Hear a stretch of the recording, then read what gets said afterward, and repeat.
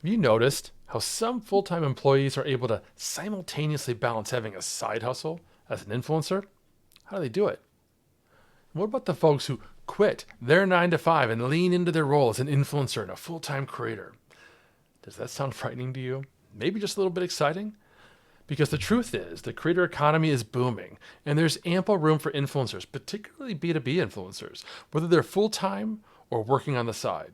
So, whether you're a budding creator or a CEO who wants to support and retain their employees turned influencers, stay tuned because partnership.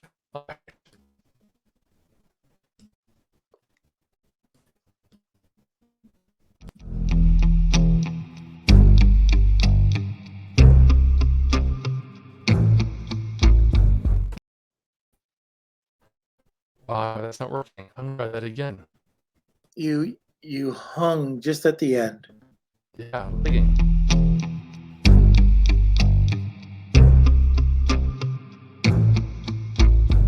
This is Partnership Unpacked, your go-to guide to growing your business through partnerships quickly.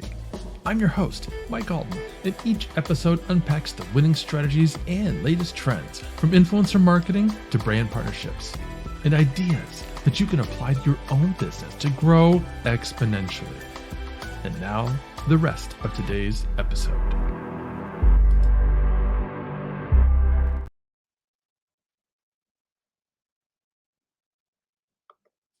To bring experts at strategic partners, channel programs, affiliates, influencer marketing, relationship. Learn to subscribe to learn how you can amplify your growth strategy with a solid takeaway every episode from partnership experts and influencers in the industry. And today's going to be interesting. On the one hand, you've got people like me who've been working full time for the same company. I'm now celebrating 5 years working for Agorapulse as head of strategic partnerships. And throughout that entire time, I've kept and developed my personal brand and content at the social media hat. On the other hand, you've got employees who want to strike off as full time influencers and leave the safety net of a regular paycheck behind.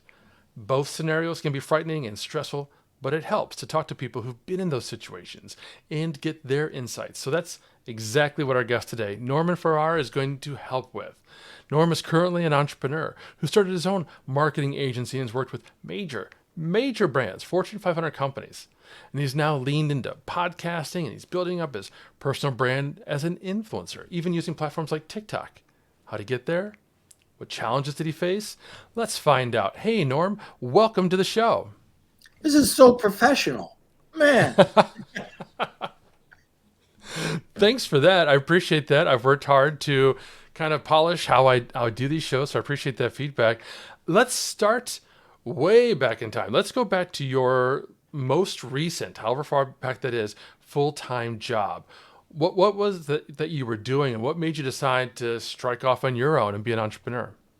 I've always worked with, I've always, ever since high school, had my own business.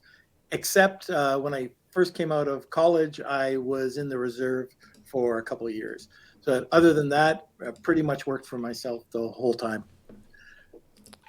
Got it. All right. So you were with the reserves. Okay, very cool. What kind of work did you do initially when you were in school and just kind of Oh, trying to do your own thing?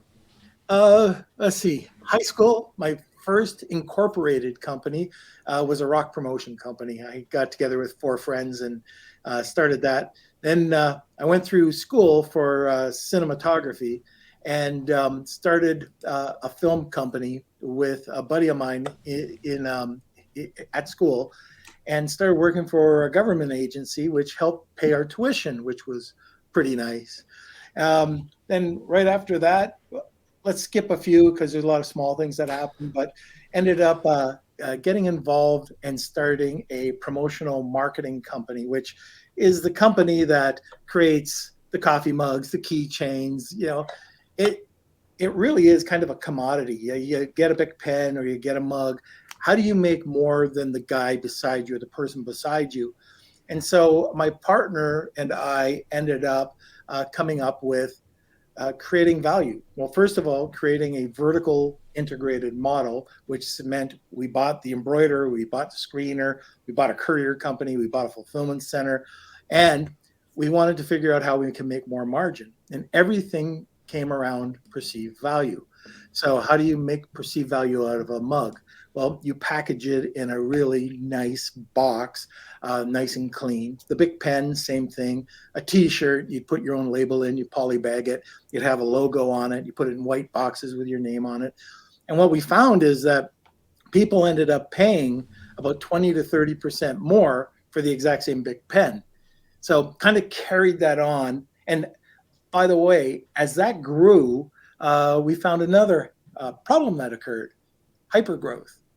All these Fortune 500 companies really wanted to deal with us because we all of our orders were on time every time, and that's what they wanted. They didn't care if they paid more, is if they got on time.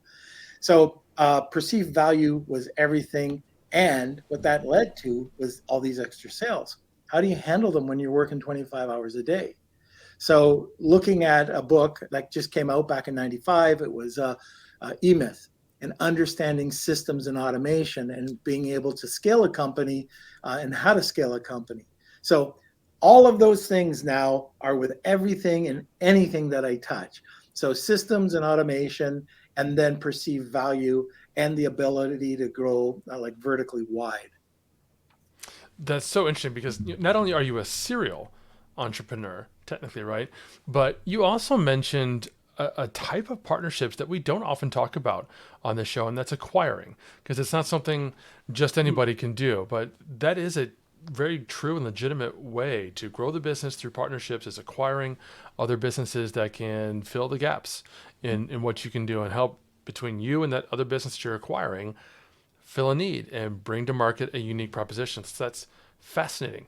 What are some of the other challenges that you had early on in your career, particularly when it comes to building up these businesses? Well, especially the promotional marketing company, and I have to explain that the typical promotional marketing company throughout North America back at that time sold $300,000 worth of, had $300,000 worth of revenue.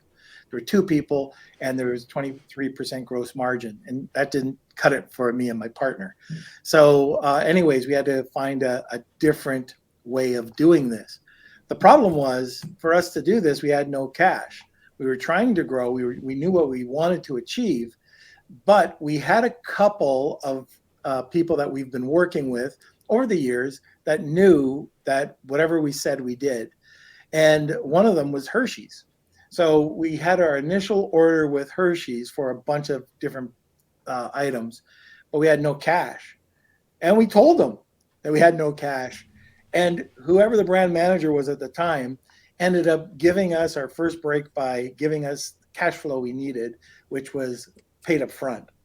Cash. Like we got I think it was $15,000 up front that allowed us to not only buy their product, but to start working on 2 or 3 other orders.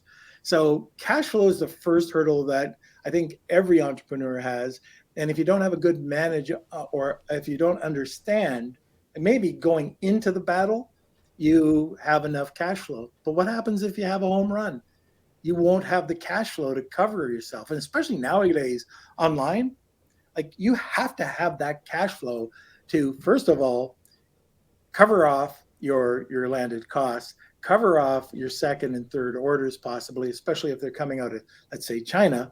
Then you've got all your marketing costs. You've got all these costs that a lot of people don't take into consideration. So that would be probably hurdle number one: cash flow, more cash flow. So that was the biggest thing. The second thing back in those days was this new concept that we never heard of before, and is even a bigger hurdle nowadays. That's voicemail. When I first started getting into sales, I'd meet people at trade shows. I would call them, and they would pick up the phone, and they would either say no or, yeah, I'm interested. So it was really interesting learning the technique of leaving a message on voicemail. And if like anything, like a well-crafted email, if you didn't have that technique down, you either came off as a goof, like just a sleazeball, a goof, or not knowing what you talked about. And people wouldn't return your calls. So it was interesting how everybody was rushing, trying to figure out the magic of the script. Just like right now, people are trying to figure out Chat GPT. How Hmm. can you use it? How can you manipulate it? How can you use it to your benefit? And the people that get out there, the innovators, they're going to be the ones that are going to be able to leverage everything. And everybody else is just going to follow along. They'll make money, but they just won't be these innovators out there creating all these strategic partnerships. That's so true. It's something I've seen time and again when there's a new social network that comes out, like Blab and Clubhouse and Vine. There was a immediate rush of folks who took the time to learn those platforms and then turned that knowledge into a product, a skill, something along those lines. And I love that you mentioned cash flow. A lot of people watching and listening are marketing agency CEOs and CMOs, and that's always a big concern as they're growing. We've got thousands of agencies that are customers of ours at Agorapulse, and their number one issue is always, how do I grow and scale my agency? But we find that that changes with the size of the agency. Small, like boutique solopreneur agencies, they're just looking for the next client.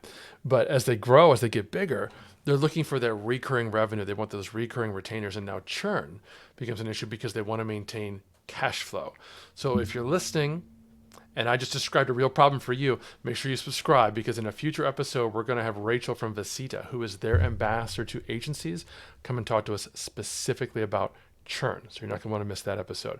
But now, Norm, I want you to share a little bit more, because you've kind of just painted around the edges of what you're doing today. But I'd love for you to tell us exactly what it is that you do today with Amazon, because I've found recently that ecosystem is just massive. It's crazy for those of us who just buy stuff from Amazon. We don't really think about all the things that are happening behind the scenes with other businesses and other players. Tell us what you do. Okay, so really briefly, I've got a couple of different companies that work on Amazon, Walmart. One is a sourcing company, so it's called Honu Worldwide. It's a sourcing company that solves the headache of supply chain management. We take sort of medium and larger companies and we control their supply chain management. For smaller companies, we'll do their resource or their sourcing. We'll store their product. We have a warehouse and take care of the logistics for them.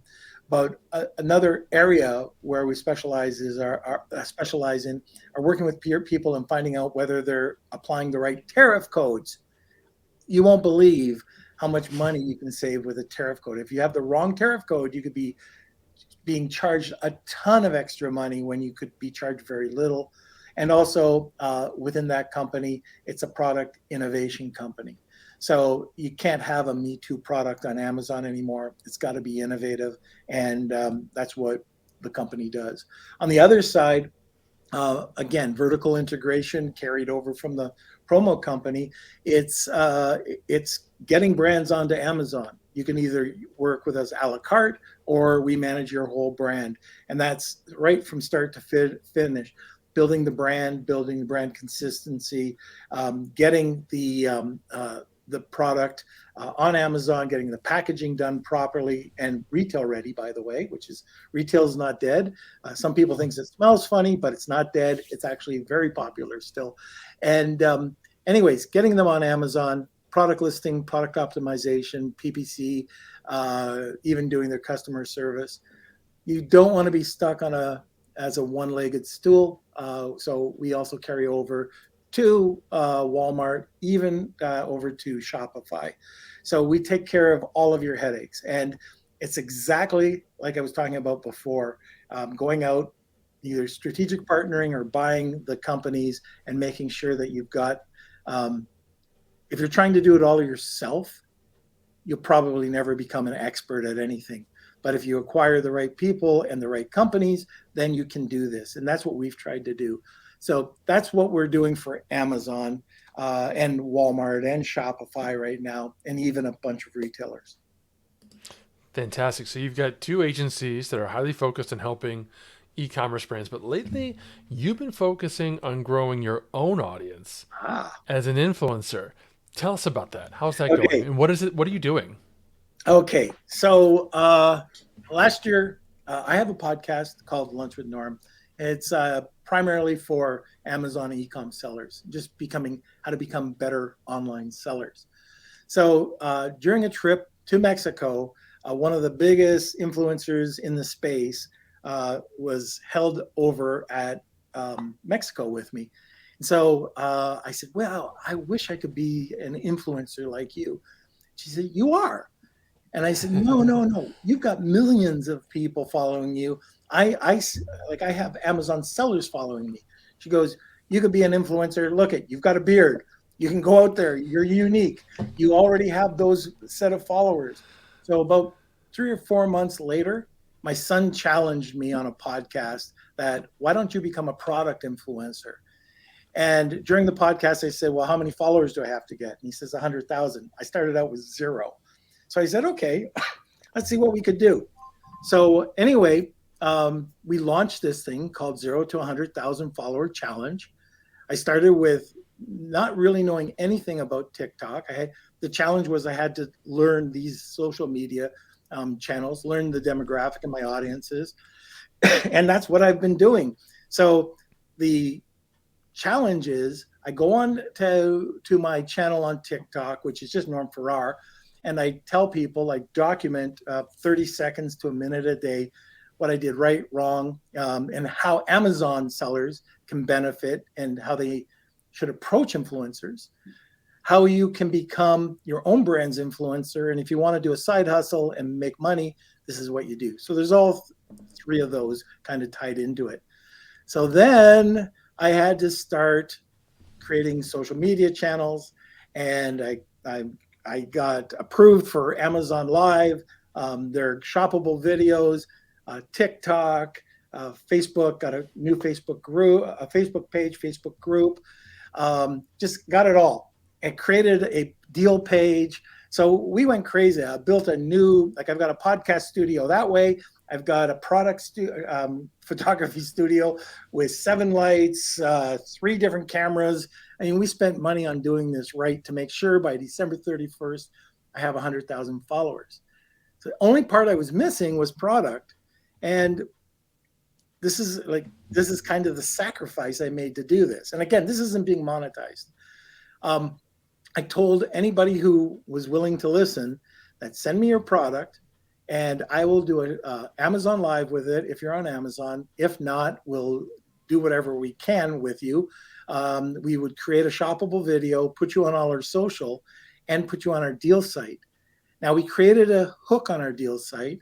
If you sign up at Lunch with Norm Deals, you get a new deal every day, and they're heavily discounted. It's anywhere between 30 and 70% off, and then you get all the deals in the back end. And then these deals are also carried over to all the social media. So I am trying to become a product influencer. I'm building my brand, and hopefully December 31st, you'll see 101,000 people. That is an admirable goal. I love it. Now, with the influencer work, the actual influencer work that you're doing, is that basically focused on Amazon? Or would you say you're also leveraging some of the other platforms? I'll take it where I can get it. Amazon, the reason Amazon Live is so popular right now is because people are hearing that Amazon does this. There are other areas that if I create this Amazon Live, you can take clips of this or you can take stills and put it on your Amazon posts, which are going to get the brand. And this is where my expertise comes in. The brands should be using it to help build their own followers on Amazon because Amazon wants to build brand communities. So I'll do it for Amazon. Walmart's got their own. I'm on a waiting list right now. They just started live. And wherever else we can find lives. If we find other platforms, we're going to do that. I've been really lucky. I've been working directly with TikTok on a couple of things. So I think they like this concept. And I've been able to say, hey, am I doing it right? Am I doing it wrong? But really, there's no help. If I'm making a mess, when I first did my first podcast, I can't even look at it. It's bad. It is that bad. I know. And I think that's the same with my TikTok. Like I'm looking at my TikTok Yeah. going, oh gosh, these are horrible. Oh, and they're starting to get a little bit better and a little bit better. I'm an older guy. My hands trying to fit and edit and do all that TikTok stuff. But you know what? I get a kick out of it. It's a lot of fun. Um, and I have to tell anybody who's out there, if you think becoming an influencer is easy, it it is a job. I think you have to really come up. Like the content is so important, consistency is so important, and just being on top of the new trends all the time. You have to be able to do that. And education. I am signing up with different ways to learn. Like I'm pretty good with digital marketing, but on the influencer side and on some of the newer content sides of things, I have to learn that. I have to learn better SEO techniques. I have to get my word out there. The branding, the personal branding. Okay, what is best for me? What are the color choices? What looks good with this beard? And is that the brand that I'm going to go with? Is it, and then you've got that demographic. Who is my demographic? There's lots of research, just like on Amazon. When you're researching a product, you've got to do proper competitive analysis. And I don't know about you, but do you know Rand Fishkin? Very well. Spark Toro. Rand is amazing. He Yeah, the brand, for those of you listening, Norm just mentioned this brand that Rand started. He was with Moz. He founded Moz, which is a search engine marketing giant in the industry. And then he went off and he started Spark Toro, which helps you understand your audience and where they're getting their information. very inexpensive, and I think he does a 6 to 8 minute tutorial, and after he explains it, you're off and running. And that's one of the key elements to how I understood my competitors and how I had to approach things. And then there were little things like understanding Facebook library. Okay, like let's see what my competitors are doing, and why not just copy that? So there's a lot of interesting shortcuts here that if I didn't go and continue to learn, I would have been left behind. That 100,000, it would be for sure never 100,000. And by the way, I'm nowhere near it yet. But my goal is to, and this is another technique that I learned, is to help leverage the brands that I'm working using their existing customers. And how do you do that? Well, these are all things that I've learned how to do without the brand thinking I'm stealing anything, because it's the last thing you want. But already great repeat customers that love the brand, that say that the brand says, okay, I'll help you out. That's what I'm leveraging to get me to 100,000 followers. And then hopefully that starts to snowball because they start to see some old guy with a beard. Right, which is just what we were talking about before we started, the actual recording. That a lot of the things that you can do today, they will have cumulative effects. So that tactics that are just bringing you tens of followers will start to bring you hundreds of followers and then thousands of followers by the end of the year. So your growth chart, if we were charting how many new followers per day that you're adding, by December 31st of this year will look very different than February 15th of this year. And for those of you listening, Norman's mentioned his beard a couple of times. You got to look up to the podcast thumbnail image, because I'll have Norman's picture there and you can see this lavish long white beard that he's got going. But you mentioned working with partnerships, and I want to drill down into that, or working with brands. And I want to drill down into that a little bit, because I'd love for you to share how you're actually connecting with the brands today that you're building partnerships with. There's a variety of different ways. One way is leveraging agencies. So I will literally contact an agency, say, this is what I'm doing. Can you connect me, or do you think that this is something that you like to be involved with? Now, this is a challenge for me, but for influencers or people who want to do this, it's very simple for you. Companies, brands want influencers. And for you to reach out and start talking to a brand. Now, I mean, you have to make sure that the brands that you're reaching out to fit your personality and vice versa.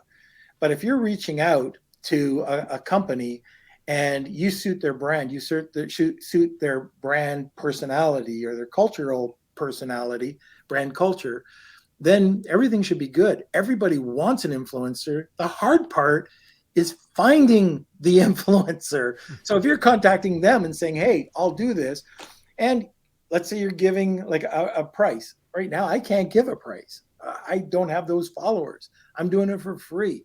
But if you're a nano influencer and you want to charge a few bucks, or maybe you just want the product, you can say that. You reach out to the brand. Go on LinkedIn, find out the brand manager, throw out a message to them.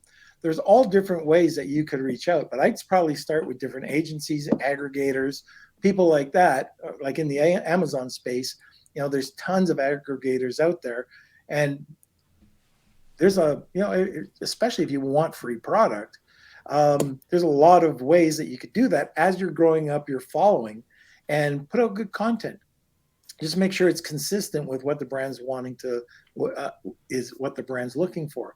The other thing is what we're doing is we're putting out the word on social media. So we've got press releases. I write a press release every time I put out a brand. Now, I should mention I own a press release company. So that's one I didn't mention before. But so I can do that. So when I get a brand, I can announce that I've got a partnership going with that brand. If you can do that, let's say that you have 3 or 4 or 5 different brands that come on in a week, you can do that very inexpensively.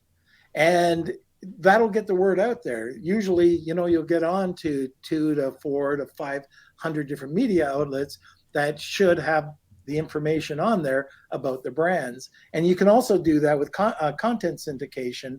And just to give you just another example, if you write a blog article, publish it about the brands, and it could be the benefits of X, Y, and Z, and then you write a press release about that blog article, and you've got the links in there going back to the same spot, you're going to get the benefit of a syndicated press release and the syndicated blog article that's going to get you lots of SEO potential.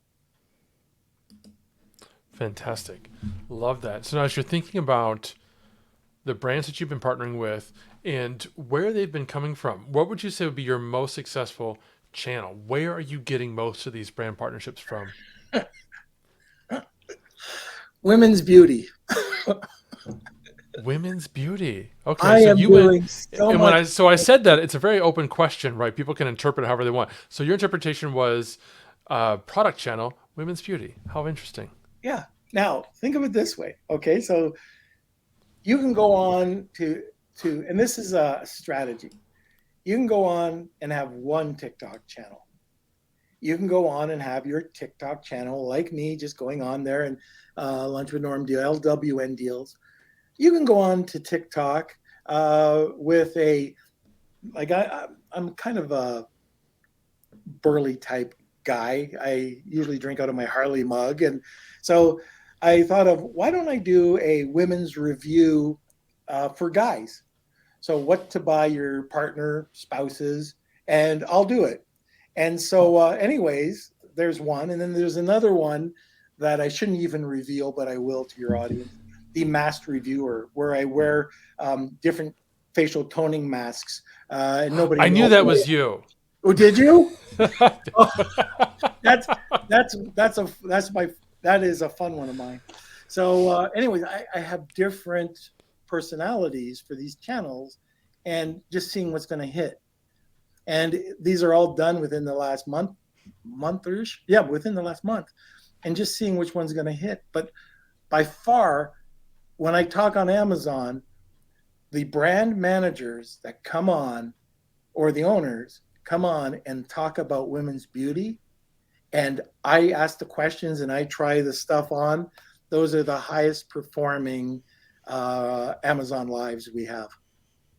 I love that you shared that. First, it obviously shows an element where we're not taking ourselves too seriously. We're willing to try on some women's beauty or do something that's a little out of the box, for the benefit of the audience, which is fantastic. I also love that what you're talking about is something, good friend of the show, Drew Davis, who's a speaker, author, the referable speaker. He talks about this idea of fractals, where, and he's talking about it from the speaking perspective. You're talking about it from like an e-commerce, an influencer marketing perspective. It's the same idea where once you start to get into a specific niche, you keep drilling down into that niche. Like he's talking about, Andrew, like if you start speaking in front of real estate agents, now you start looking for more real estate agent and related industry events that you could speak to, because now you've developed that expertise. And in your case, you could continue to create more and more videos, right, in the women's beauty vertical, and continue to really just explode in that fractal, as Drew would call it. Love it. That's fantastic. Now, folks, I want to share with you, we're talking with Norm Farrar about his most successful channels for partnerships. And I've got just one more key question that I want to ask Norm. But before I do, I've got a message from our CMO to Gorpulse about another channel that you should be thinking about. It's the Arc de Triomphe. Can you imagine if you're in charge, if you're the CMO of marketing Paris? What are your main channels? Wow, there's the Arc de Triomphe, there's the Eiffel Tower, there's the Louvre. Those are your channels you're going to use to drive tourism dollars in. Okay, now, but you're not the CMO of Paris. In fact, you're the CMO of your company, product, service. So what are your main channels? Well, I'm going to guess there are things like pay-per-click, maybe trade shows, events, maybe content. Those are all pretty predictable, right? Let me ask you this question. Are you treating social media as a main channel? By the way, only 1.8% of you today measure social media and can prove an ROI in that investment. HubSpot and Gartner say social media is the #1 channel to invest in this year. Are you doing it? If not, I can tell you why. You're not doing it because you don't have the tools, you don't have the mentality, and that's okay. We've got you covered. You change the mentality, we'll give you the tools. Gorpulse tracks all the ROI for you. One place to manage all your social media activity, your #1 channel. Change your success. Treat social media as a channel, one CMO to another. My name is Daryl. I'm with the Gorpulse. I'll talk to you soon.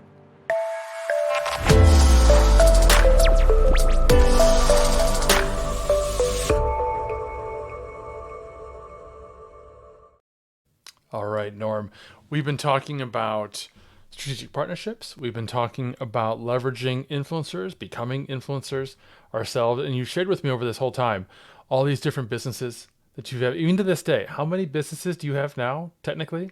You've mentioned at least 3. I suspect you've got more that you're hiding. Yeah, there's probably about 5 or 6. Five or six. Okay, so he's got 5 or 6 businesses, folks. He's not sure he's got too many to count. So Norm, tell us, I'm really curious, what role has relationships played, not personal, but professional relationships played throughout this journey to help you get to where you are today? It's probably the most vital thing. Learned at a very early age, it's not what you know, it's who you know. Hear it all the time. It's absolutely the truth. My network is everything. And even when I go out, so it's interesting. When I spend the money to go to an event, and you can go to free events, but usually the quality of the people and the people that have that open mind that might be your next partner. You never know if they're going to be sitting beside you, but it is a completely different feel, breaking bread and getting to know people. And by the time I just was on a business cruise, and I think I walked off the cruise with about 2 or 3 new deals, possibly a new partner to consider, or bring them in as a strategic partner. So you're finding good people. And for me, the only reason I have these companies is not that I'm running the companies. I have good people running the companies. They make all the decisions. I only find those good people and partner with them. So relationships is everything. Oh, you're muted. Love that answer. Love the story. Thank you so much for sharing that. And, I never, folks listening, you should know, I don't talk about what I'm going to talk about with these guests beforehand. I may show them the questions, but we don't have conversations. So I don't know how they're going to answer. I ask my guests every time, what role has relationships played or some variation on that? And they keep coming back every single time. Relationships are the key. Totally a lesson, totally a takeaway that I want all of you to come away from this with. Now, Norm, this has been fantastic. I can't tell you how much I appreciate your time. Let everyone know where they can find you, follow you. Where do you want them to be? One of the 100,000 people that are following you and building your audience this year. Yes, because I only have 999,991. So anyway, not true. If you're interested, first of all, if you're interested in sending me product, just hit me up either on any of my social or Norm at AMZ, so like Amazon, AMZ.club. Or any of the social. Just let me know that you heard about it here, and love to do all of that. And again, it's not going to cost you anything. And the other thing is, I've got a podcast. If you want to hear from a seller's side, what's going on, you want to become a better online e-com seller, it's Lunch with Norm. It goes live Monday, Wednesdays, and Fridays at noon Eastern Standard Time.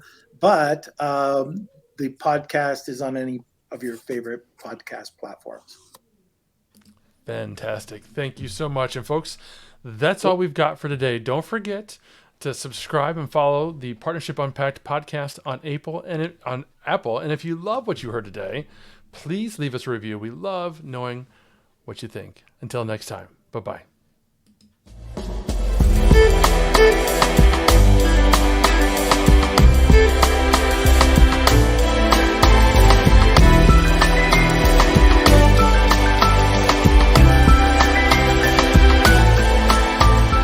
Thank you for listening to another episode of Partnership Unpacked, hosted by Mike Alton and powered by AgoraPulse, the #1 rated social media management solution, which you can learn more about at agorapulse.com. If you enjoyed this episode, please subscribe on your favorite podcast player. Be sure to leave us a review. Your feedback is important to us. And if you want to be part of our audience during live broadcasts, take a look at our calendar at agorapulse.com/calendar. Until next time.